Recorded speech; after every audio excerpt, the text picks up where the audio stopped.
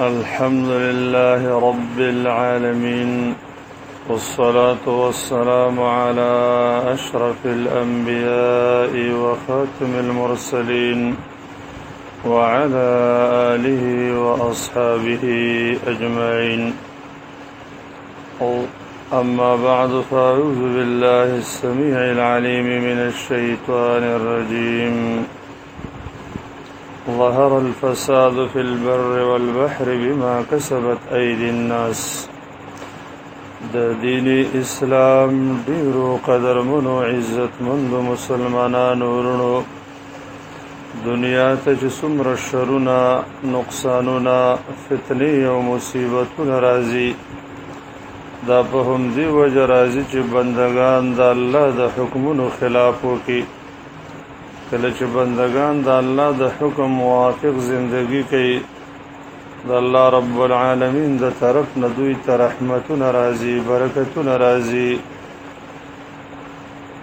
رزقونه راځي، امنیتونه راځي. خو کله چې بندگان د الله د حکم خلاف قدم کیږي، قسمه قسم مشکلات، مصیبتونه، تکلیفونه راځي. د دې په وجه باندې الله رب العالمین ناکار مشران په خلکو باندې مسلط کی او تر قیامت تر مرګ پورې هغوی ته بدترین عذابونه ورسوي. دغه وجه ده چې نبی کریم قرآن کریم کې الله رب العالمین د بعض قومونو تذکری کړي دي چې الله رب العالمین په هغوی باندې طوفانونه راوستل. د بعض قومونو کړي الله الټه کړل، په بعضو بادونه راوستل، په بعضو زلزلې راوستلې، د بعضو انسانانو شکلونه الله د شادوګانو او خنزرانو په شکل باندې مسخ کړل. الله د دې ټولو علت ذکر کوي، وایي فکلن اخذنا بذنبه. الله فرمایي چې دا ټول موږ د دوی د ګناه په وجه باندې راونیول. د ګناهونو په وجه باندې د الله رب العالمین د طرف نه عام عذاب نازلېږي. حدیث کې راځي، رسول الله صلی الله قرآن کریم کې الله فرمایي واتقوا فتنة لا تصيبن الذين ظلموا منكم خاصة.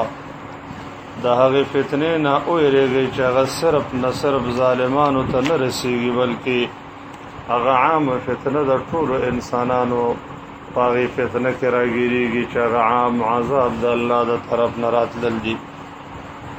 حدیث کې راځي، رسول الله صلی الله علیه و آله وسلم فرمایي اذا ظهرت المعاصي في امتي عمهم الله عز وجل بعذاب من عنده. کله چې ګناهونه په یو قوم کې عام شي، الله رب العالمین په هغوی باندې عام عذاب راولېږي. رسول الله صلی الله علیه و آله وسلم نه پوښتنه وشوه چې یا رسول الله، په دې کې نیکان خلک چې کوم وي هغه به هم هلاکیږي او تباه کیږي؟ رسول الله صلی الله علیه و آله وسلم او فرمایل چې او د الله عذاب چې راشي هغه عام راځي، هغوی ته هم رسیږي. به الله رب العالمین دغه نیکان انسانان خپل مغفرت او رضامندتیا ته داخلي، لیکن د دنیا عذاب عام راځي. د ګناهونو په وجه باندې د بنده مقرر کړی شوی رزق د هغې نه محروم کیږي. رسول الله صلی الله علیه و آله وسلم فرمایلی دی ان الرجل لا يحرم الرزق بالذنب يصيبه. انسان د یو رزق نه د یو ګناه په وجه باندې محرومیږي چې الله دا رزق هغې ته ورکوي، لیکن دا بنده د الله د حکم خلاف وکړي، الله یې د دغې رزق نه محروم کړي. لکه څرنګه چې د ګناهونو په وجه باندې ذلت راځي، قرآن کریم کې الله د بني اسرائیلو ذلت ذکر کړی. الله فرمایي په دوی باندې ذلت ولې راغلی چې دوی نافرماني کوله. الله فرمایي وضربت علیهم الذلة والمسکنه. الله په بني اسرائیل باندې ذلت او مسکنت راغلی، د الله په غضب باندې اخته شو. وإذا بول رال وذلك بأنهم كانوا يكفرون بآيات الله ويقتلون النبيين بغير الحق. ذلك بما عصوا وكانوا يعتدون. د الله د حکمونو نافرمانی کوله. عبدالرحمن ابن جبیر ابن نفیر د خپل پلار نه روایت کوي، هغه وایي چې کله قبرص فتح شو د هغې مالونه د مسلمانانو تر مابین تقسیم شو. د هغې اهل او د هغې بچیان د مسلمانانو غلامان شو. په دې ورځ باندې ابو الدرداء رضی الله عنه ځان له ځایه ته کېناسته او ژړلي. چا ورته وویل چې ای ابو الدرداء، په داسې ورځ چې الله اسلام ته او مسلمانانو ته عزت ورکړ، ته ولې ژاړې؟ هغه ورته وفرمیل زه په دې باندې ژاړم چې کوم قوم د الله د حکمونو خلاف وکړي، الله ته څومره سپک وي. ته نو ګورې چې دا څومره عزتمن قوم وکړو چې د الله د حکم خلاف یې وکړ. الله رب العالمین دوی دومره ذلیله کړل. د وجه نه حسن بصري رحمه الله فرمایي، وایي دا بادشاهان مشران چې دي، اگر که په دوی خواته چې دی د قچرو ټکار کېږي او دا اصلي اسونه چې دی هغه ورته شڼېږي، لیکن د معصیت ذلت چې دی هغه د دوی په سر باندې. دیو جن عبدالله ابن المبارک رحمه الله فرمایي رأيت الذنوب تميت القلوب وقد يورث الذل ادمانها. ما گناهونه ولیدل چې هغه زړونه وجني او کله ناکله د ګناهونو د همیشګرۍ د وجه نه ذلت منځته راځي. د ګناهونو په وجه باندې الله رب العالمین زلزلې راولي. زلزلې قرآن کریم کې الله د یو قوم تذکره کوي چې د الله د حکمونو خلاف وکړ، فاخذتهم الرجفه فاصبحوا في دارهم جاثمين. الله وی زلزله ور باندې رااله.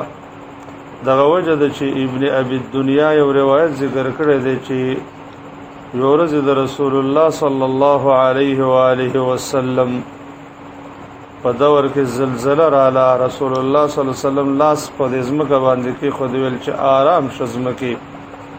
هغه وخت لا اوسه پورې نه دی را رسېدلی او بیا یو فرمایل ستاسو رب هغه تاسو نه د پښیمانۍ طلب کوي چې به د خپلو ګناهونو پښیمانه شئ. نو پښیمانه شئ. د ګناه په وجه باندې د کفارو سلطه په انسانانو باندې راځي. حدیث کې راځي چې نبی کریم صلی الله علیه و آله وسلم او یو روایت کې د موسی علیه السلام نه داسې یو روایت دی چې هغه فرمایلی دی چې الله رب العالمین فرمایي اذا عصاني من يعرفني سلطت عليه من لا يعرفني. کله چې هغه انسانان زما خلاف وکړي چې ما پیژني، زه په هغې باندې داسې یو قوم مسلط کوم چې هغه به ما نه پیژني. او یقینا هم داسې خبره زه قرآن حدیث کې راغلی ده، ولا ظهر في قومنا القتل. یو قوم باندې قتل نه زیاتېږي چې بعضې انسانان را پاڅېږي او بعضې وجني، مگر الله الا سلط الله علیهم عدوهم. الله په هغوی باندې د هغوی دشمن مسلط کوي. د ګناه په وجه باندې د بدترینو خلکو حکومت راځي. امام احمد بن حنبل د قتاده نه نقل کوي، وی موسی علیه السلام الله رب العالمین ته وفرمایل چې یا الله ته په اسمان کې او زه په ځمکه کې یم، زه به څه پوهېږم چې ته زمانه ناراض او ته زمانه راضي. هغه ته وفرمایل چې کله زه ستاسو اذا استعملت علیکم شرارکم فهو علامة السخط عليكم وإذا استعملتم عليكم خياركم فهو علامة رضاي. کله چې زه په تاسو باندې نیکان خلق مسلط کم، دا به زما د رضامندیا علامه. او چې کله بدترین انسانان در باندې مسلط کم، دا به د دې خبرې دلیل وي چې زه ستاسو نه ناراضه یم. د ګناهونو په وجه باندې په زړه باندې زنګ لګېږي. حدیث کې راځي رسول الله صلی الله علیه وسلم فرمایي چې کله یو انسان یو ګناه وکړي، د هغې په زړه باندې تور داغ ولګېږي. چې کله توبه وباسي دغه تور داغ پاک شي، که نه یې بله ګناه وکړي نو بیا پې داغ ولګېږي. چې بله وکړي دا ښه غټ شي تر دې پورې چې دا ټول زړه دا ګناه ونیسي وایي دا هغه ران دی چې الله رب العالمین په قرآن کریم کې ذکر کړی دی. الله رب العالمین دې موږ او تاسو د ګناهونو نه محفوظ کړي او الله دې د نیکو اعمالو توفیق راکړي.